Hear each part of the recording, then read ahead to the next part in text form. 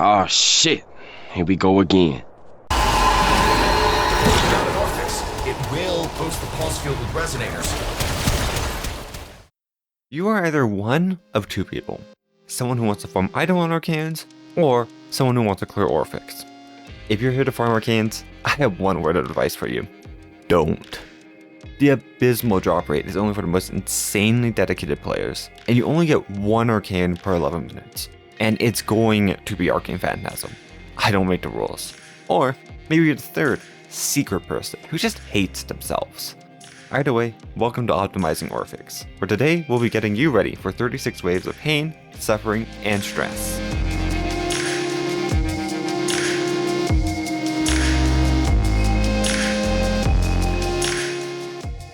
The main mechanic of Orphix is the crystals they spawn. As long as there are crystals on the map, you can't damage their core. They spawn crystals at full and half health. So you can think of it like a 2-stage mini-boss. Orphix gameplay is just destroying crystals, attacking the core, destroying more crystals, and then destroying the core. Now, here's the thing. These crystals can and will spawn behind walls, and you will have to chase them down in your mech or an operator. We don't have time for that. This brings us to the arc gun we'll be using, the Fluctus. Here's a build. Here's a cheaper build. Here's a no forma build. Here's a cat. You might notice that these builds look like they were made by someone who has no idea how to mod. Well, that's because I don't know how to mod, but not for this. See, the crystals have something we like to call object health. 3,000 of this so-called object health, to be specific. This means that they are only affected by raw damage, not critical strikes, not elemental status effects. Thus, we want to build Fluctus for as high of a base damage as we can, or at least 3,000 base damage. This means elemental mods. It means primed Eidolon barrel or Eidolon barrel. And if you're feeling a little bit fancy, you can add some fire rate and magazine capacity if you're really bad at aiming. But why are we using this arc gun you've probably never seen before? Well, if you read the wiki, like you probably should, you'd know Fluctus has infinite punch through up to 55 meters, which means it's ideal for destroying crystals through walls without moving your lazy ass from your cozy camping spot. Wait, are we missing something? Right, you can't equip the Fluctus on your operator. That's just silly. And since you can't use your Warframe either, that means we're using your Necromech. Here's a build for the mech. Here's a cheaper build. Here's a no forma build that will guarantee your death. Now here's a dog. You'll notice that these Necromech builds are focused on keeping your health above 0. This is because if your health reaches 0, your mech is destroyed, which is shocking, I know, and you'll have to wait a minute to resummon it. Oh, but what about those Necromechs on the ground?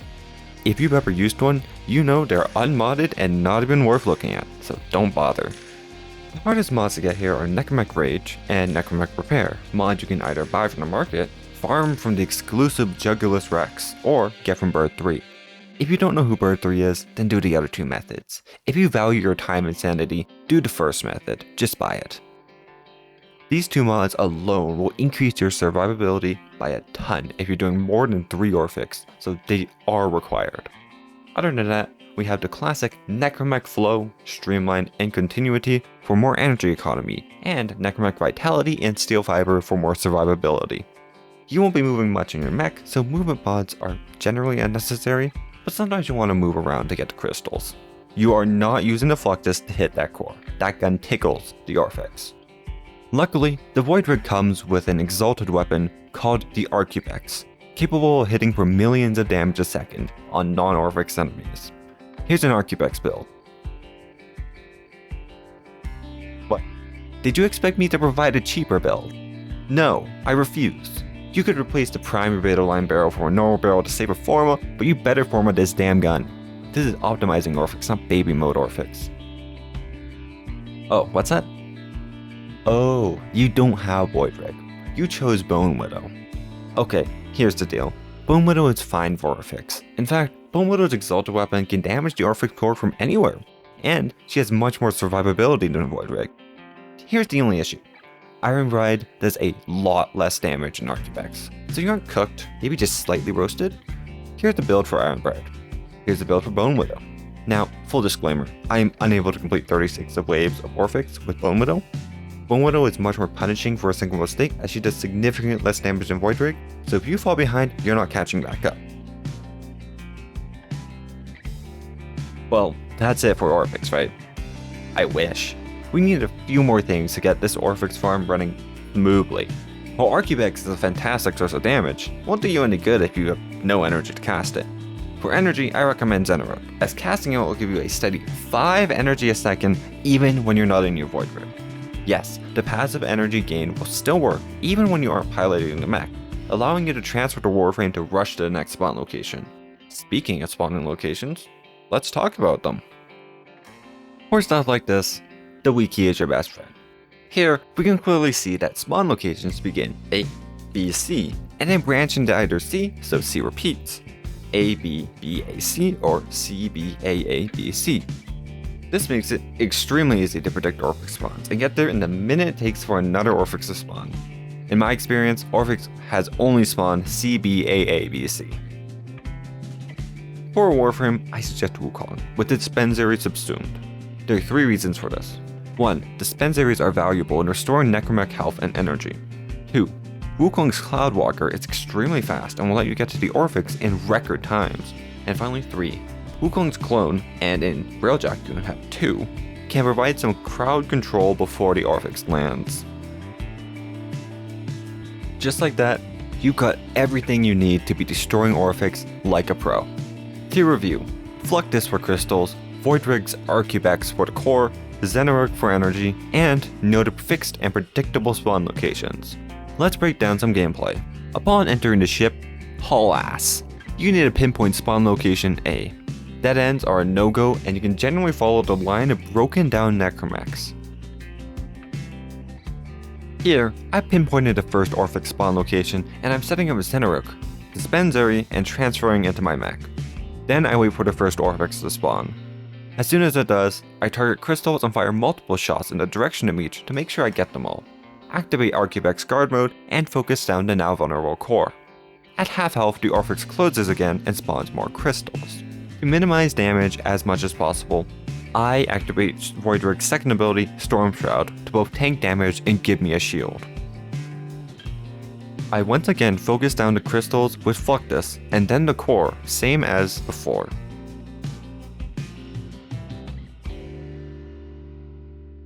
Before leaving to find the next location, I use Zenurik's Wellspring, transfer into Voidrig so my energy can regenerate passively while I travel, and then transfer into Warframe. Now I have around 30 to 45 seconds to find the next spawn location and setup. I open the minimap and head for the exit I think will lead to the next spawn. If you reach a dead end, just go back and take the other exit. This leaves me to Orphix spawn B. Now I simply repeat the process to destroy the next Orphix.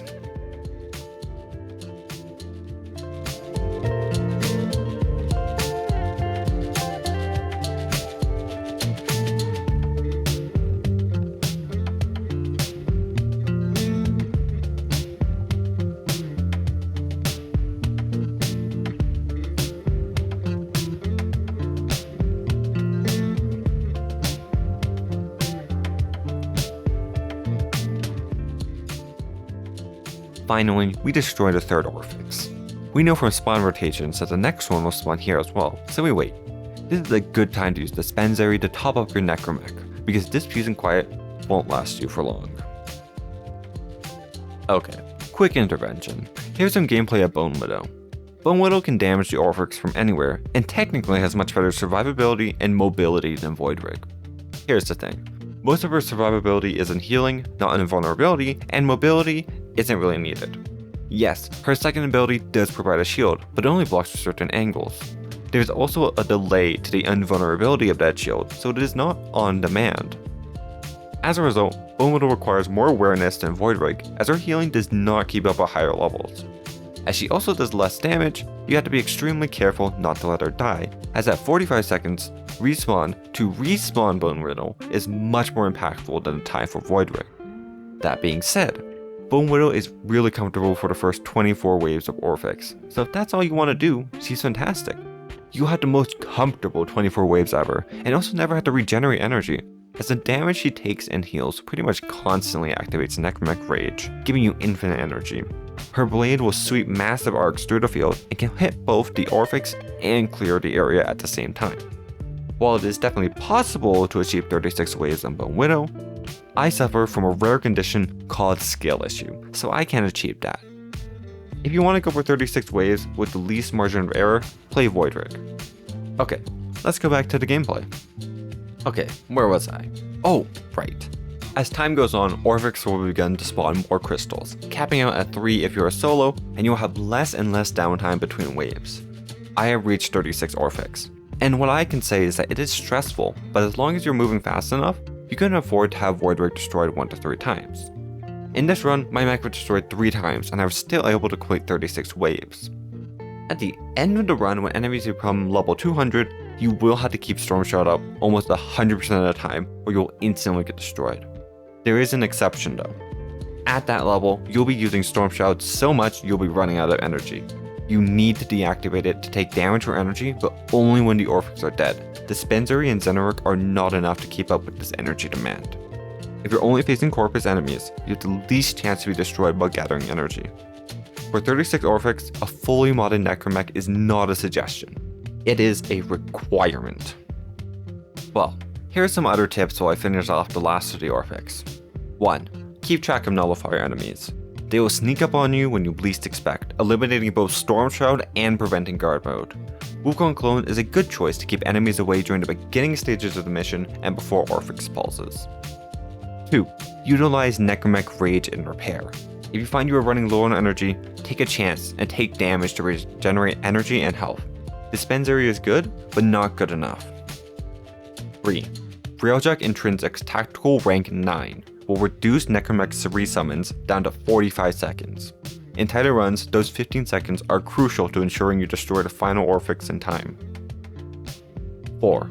A Visor Predicite can heal your Necromech with Latric Mycelium. The only issue is that this is only useful as long as your pet is alive, which isn't long after you've reached the higher levels of Orphix. 5. If you see a glowing orb that is firing lasers out constantly, make sure you keep Storm Shroud active. That orb is spawned by the battle list and will nuke your Necromech before you know it. I've lost nearly all of my Bonewidow runs to these bitches, as I try to heat hook them to destroy them and then they destroy me instead.